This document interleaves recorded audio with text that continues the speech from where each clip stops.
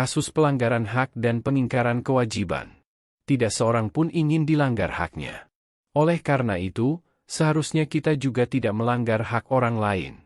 Tidak egois, pengendalian diri, dan saling menghormati menjadi kunci menjaga harmonisasi hak kita dengan orang lain serta kewajiban.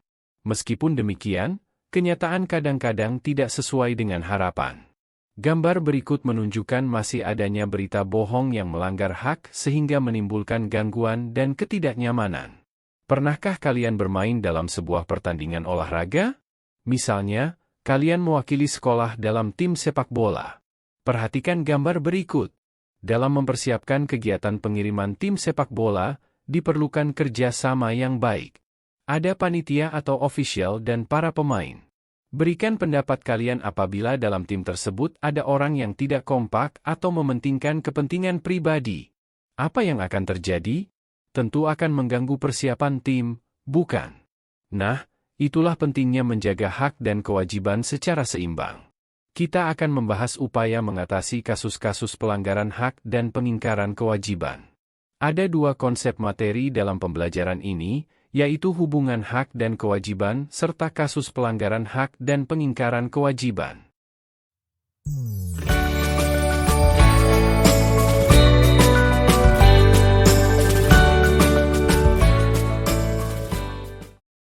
Berikut uraian singkat penyajian materinya. 1. Hubungan hak dan kewajiban. Hak dan kewajiban merupakan persoalan mendasar dalam hubungan antara negara dengan warga negara maupun antar warga negara. Hak adalah sesuatu yang diterima oleh seseorang. Kewajiban adalah sesuatu yang harus dilakukan dengan penuh tanggung jawab. Setiap warga negara mempunyai hak yang telah terjamin dan kewajiban yang dilakukan untuk mendapatkan hak tersebut. Itulah mengapa pelaksanaan hak dan kewajiban harus seimbang. Memperhatikan norma dan hukum yang berlaku, maka pelaksanaan hak dan kewajiban harus selaras, artinya tidak bertentangan atau melanggar. Keselarasan bertujuan untuk mewujudkan keadilan, ketertiban, dan ketentraman hidup. Serasi artinya sesuai atau harmonisasi antara pelaksanaan hak dan kewajiban. Misalnya, setelah bekerja, melaksanakan kewajiban, seseorang berhak mendapatkan upah atau gaji sesuai perjanjian. Perhatikan bagan berikut.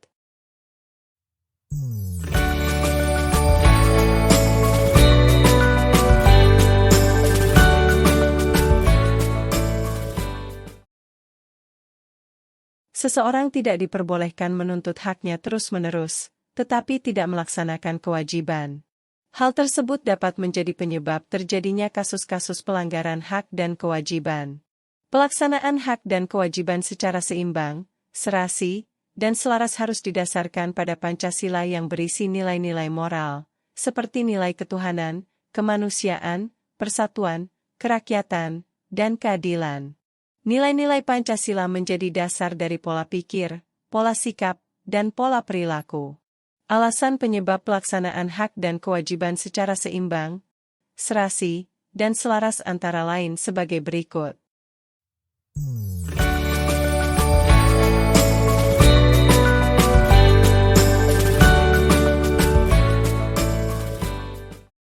A. Menghindarkan diri dari sikap egois. Seseorang yang bersikap egois terlalu banyak menuntut haknya, sementara kewajibannya diabaikan. Mengerti dan memahami makna hak dan kewajiban menghindarkan kita dari sikap egois. B. Menumbuhkan sikap toleran. Kebinekaan bangsa Indonesia merupakan suatu kodrat, given, dari Tuhan Yang Maha Esa. Perbedaan tersebut bukan hanya secara fisik, melainkan juga perbedaan cara pandang dan pendapat yang berkaitan dengan penerapan hak dan kewajiban. Oleh karena itu, diperlukan sikap toleran berupa sikap saling menghargai dan menghormati keberadaan orang lain. Dengan demikian, kita terhindar dari perilaku diskriminasi. C. Kesadaran diri sebagai bagian dari masyarakat dan bangsa Indonesia.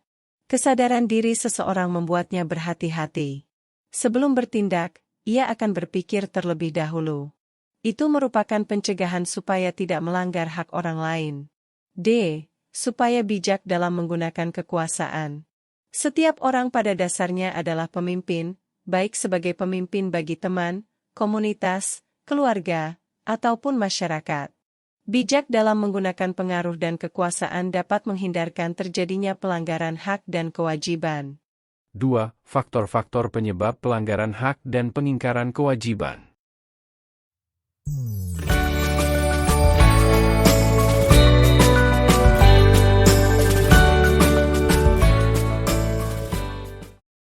Tahukah kalian, setiap warga negara Indonesia memiliki kedudukan yang sama di dalam hukum.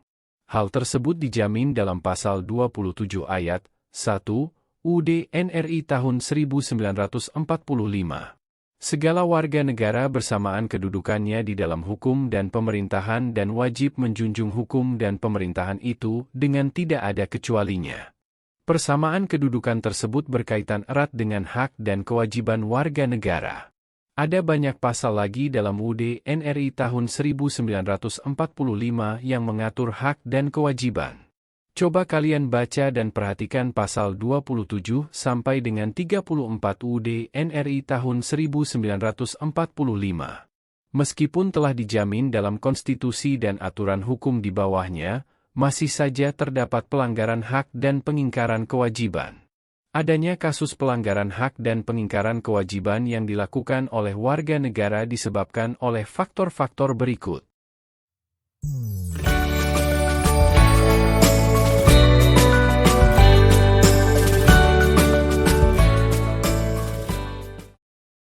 Egois berarti mementingkan diri, baik dirinya sendiri maupun lingkungan terdekatnya.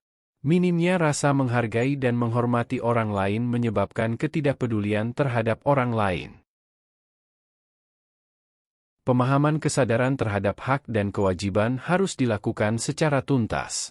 Rendahnya kesadaran dapat menimbulkan sikap sewenang-wenang, tidak bertanggung jawab, dan tidak toleran terhadap hak dan kewajiban orang lain sehingga muncul diskriminasi. C. Merasa eksklusif. Adanya jabatan, pangkat atau kedudukan, kekayaan, kerabat, bahkan teman dapat membuat seseorang merasa eksklusif atau spesial. Sikap eksklusif tersebut diantaranya ingin dihargai lebih, diperlakukan secara khusus, dan bertindak semaunya sendiri. Tahukah kalian bahwa sikap eksklusif tersebut dapat melanggar hak orang lain dan aturan hukum yang berlaku? D. Penyalahgunaan teknologi. Teknologi ibarat pedang bermata dua. Artinya, dapat mendatangkan kemanfaatan, tetapi dapat juga mendatangkan kerugian. Oleh karena itu, bagi pemilik atau pengendali teknologi diperlukan sikap bijaksana dan taat pada hukum yang berlaku. Penggunaan teknologi industri bagi perusahaan atau pabrik akan mendatangkan keuntungan secara ekonomi. Namun, penggunaan teknologi industri juga menghasilkan limbah.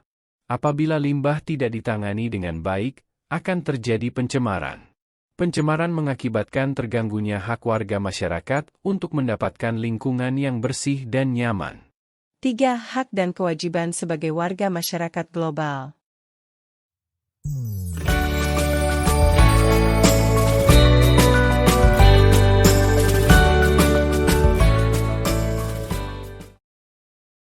Masih ingatkah kalian bahwa salah satu ciri pelajar Pancasila ialah berkebinekaan global? Kita hidup di era yang tidak dapat dipisahkan dari pergaulan antar bangsa seiring dengan globalisasi, borderless world. Pelajar yang berkebinekaan global mempunyai tekad untuk mempertahankan budaya luhur, lokalitas, dan identitas serta berpikiran terbuka terhadap budaya lain sehingga tumbuh rasa saling menghargai budaya antar bangsa. Coba kalian baca pembukaan UUD NRI tahun 1945 terutama alinea 4. Ikut melaksanakan ketertiban dunia yang berdasarkan kemerdekaan, perdamaian abadi, dan keadilan sosial. Itu merupakan tujuan nasional yang landasan konstitusional berpartisipasi aktif dalam pergaulan internasional termasuk global. Untuk mewujudkan kemerdekaan, perdamaian abadi, dan keadilan sosial tidak dapat dilepaskan dari pemenuhan hak dan kewajiban secara global. Persahabatan, persaudaraan, saling menghargai dan menghormati merupakan sikap yang harus kita kembangkan. Meskipun dalam kehidupan global, Pancasila tetap menjadi acuan atau pedoman dalam menghadapi sesuatu. Nilai-nilai Pancasila menjadi suatu kebenaran universal yang dapat diterima oleh setiap bangsa sebagaimana pernah diperkenalkan Presiden Soekarno melalui pidato To Build the World New yang disampaikan di depan sidang umum PBB pada tanggal 30 September 1960. Berbagai fenomena global yang terjadi menjadi tantangan dalam penerapan ideologi Pancasila. Beberapa negara memiliki sikap yang berbeda terhadap peredaran narkoba. Ada negara yang bersikap keras dan tegas, namun ada juga yang lemah meresponsnya. Indonesia memandang bahwa penyalahgunaan narkoba harus diberantas secara tegas karena merugikan dan berbahaya bagi umat manusia. Mengonsumsi narkoba bukanlah hak.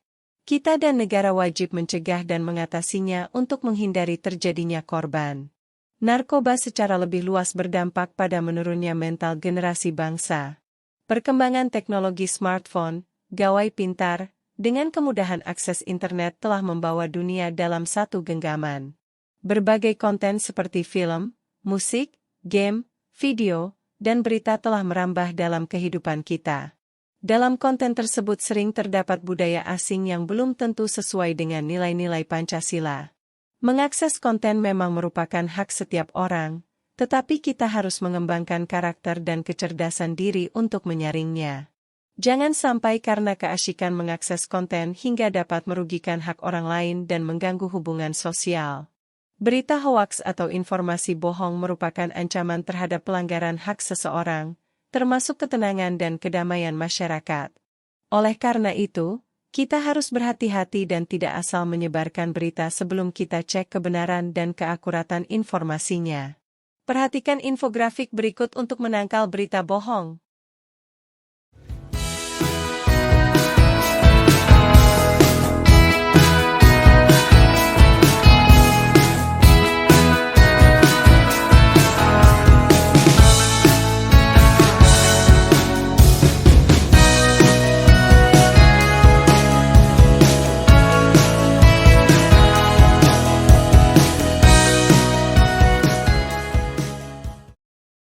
Dewasa ini banyak pelajar Indonesia yang melanjutkan studi di luar negeri. Mereka berharap dapat menguasai iptek dan kompetensi secara lebih baik. Belajar dan tinggal di luar negeri memiliki tantangan tersendiri karena langsung bersentuhan dengan budaya negara setempat. Meskipun demikian, kalian harus berlatih bijak dalam beradaptasi. Memilih sikap berdasarkan budaya tertentu merupakan hak, namun janganlah nilai-nilai keindonesiaan sampai luntur dan berganti menjadi budaya asing.